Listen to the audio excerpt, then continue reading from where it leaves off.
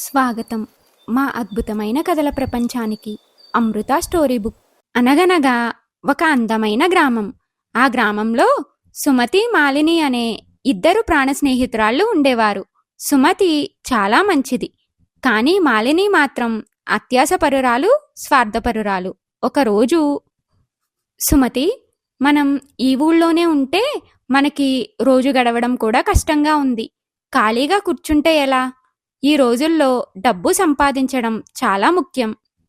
అవును, నువ్వు చెప్పింది నిజమే. కానీ మనకి చెయ్యడానికి ఏ పని దొరకడం లేదు కదా. పని దొరికితేనే కదా డబ్బొస్తుంది. అందుకే నా దగ్గర ఒక ఉపాయం ఉంది. మనం వేరే ఊరికి వెళ్ళి ఏదైనా మంచి పని వెతుక్కుందాం. ఏమంటావ్? సరే, నువ్వెలా చెప్తే అలాగే చేద్దాం. ఒకవేళ అక్కడ మనకి ఎలాంటి పని దొరకకపోతే మళ్ళీ మన ఊరికే వచ్చేసి ఇక్కడే చిన్నా చిటక ఏదో ఒకటి చూసుకుందాం, సరేనా? అలాగే, రేపు ఉదయమే వెళ్దాం. మరుసటి రోజు ఉదయం ఇద్దరూ ప్రయాణం ప్రారంభించారు. దారి మధ్యలో ఒక వింతైన మట్టి దిబ్బ కనిపించింది. మాలిని, ఇక్కడ చూసావా? మనం ఈ దారిలో చాలాసార్లు వెళ్ళాం కదా, కానీ ఈ దిబ్బ ఇక్కడ నేనెప్పుడూ చూడలేదు. నువ్వు చూసావా? నేను కూడా చూడలేదు. ఒకసారి కొంచెం మట్టి తప్పించి చూద్దామా? ఇలా అనుకుని పైన ఉన్న కొంచెం మట్టి తప్పించి చూడగా అక్కడ కొన్ని బంగారు నాణ్యాలు కనిపించాయి. అబ్బా మాలిని, చూడు, ఇందులో బంగారు నాణ్యాలు ఉన్నాయి. ఎంత అదృష్టం మనది! పని కోసం వెళ్తుంటే ఇవి దొరికాయి. మనం ఇద్దరం వీటిని సమానంగా పంచుకుందాం. వద్దు సుమతి, తెలివైన వాళ్ళెప్పుడూ తమ దగ్గర ఉన్న డబ్బుని అందరికీ చూపించుకోరు. ఇంత డబ్బు ఒక్కసారిగా తీసుకుంటే ఊళ్ళో అందరి కళ్ళు మనపైనే ఉంటాయి. పైగా ఎక్కువ డబ్బుంటే మన స్నేహం కూడా పాడవుతుంది. ఆనందంలో నేనంత దూరం ఆలోచించలేదు. సరే అయితే, మరి ఇప్పుడేం చేద్దాం? నువ్వే చెప్పు. మనం ఈ నిధి ఇక్కడ ఎవరికీ కనిపించకుండా జాగ్రత్తగా పెట్టి ఇప్పుడు కొన్ని నాణ్యాలు ఇద్దరం పంచుకుందాం. ఇలాగే అవసరం ఉన్న ప్రతిసారి ఇద్దరం వచ్చి తీసుకుని వెళ్దాం.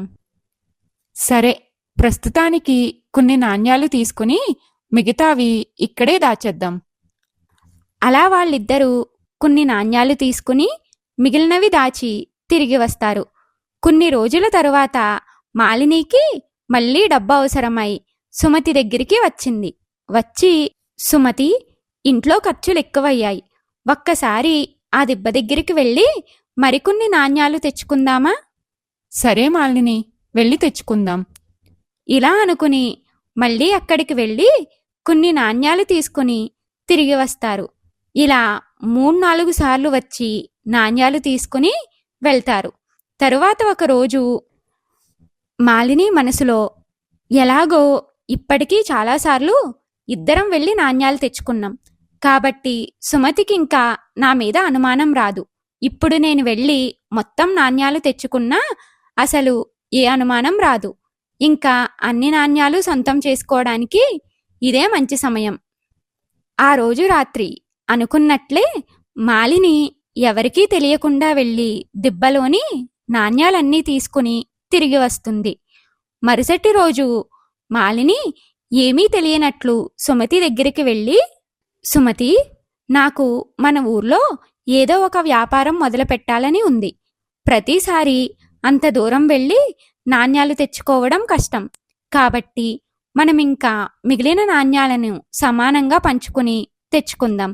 ఇంకా మళ్ళీ మళ్ళీ వెళ్లే పని కూడా ఉండదు. చాలా మంచి ఆలోచన మాలిని. పద, ఇప్పుడే వెళ్దాం. ఇలా అనుకుని అక్కడకు బయలుదేరుతారు. అక్కడ దిబ్బ ఖాళీగా ఉండడం చూసి, ఏంటిది, దిబ్బ ఖాళీగా ఉంది? సుమతి, నాకు అవసరం అయినప్పుడల్లా నేను నిన్నడిగి నీతోనే వచ్చాను. కాని నువ్వు నాకు తెలియకుండా ఒంటరిగా వచ్చి నాణ్యాలన్నీ దొంగలించావా? మాలిని, ఏం మాట్లాడుతున్నావు? నేను దొంగనా? నాపై ఇలాంటి నింద వెయ్యకు. ఎలాంటి దారుణమైన పరిస్థితి వచ్చినా నేను అలాంటి తప్పు చెయ్యను. నన్ను నమ్ము. ఇలా వాదించుకుని ఇద్దరూ ఊరి పెద్ద దగ్గరికి వెళ్తారు. అక్కడ మొత్తం వివరిస్తారు. మీ ఇద్దరి మధ్య జరిగిన దానికి ఆ దిబ్బ దగ్గర నిధి ఉంది అనడానికి ఎలాంటి సాక్ష్యాలు లేవు. కాబట్టి నేనిప్పుడే తీర్పు చెప్పలేను.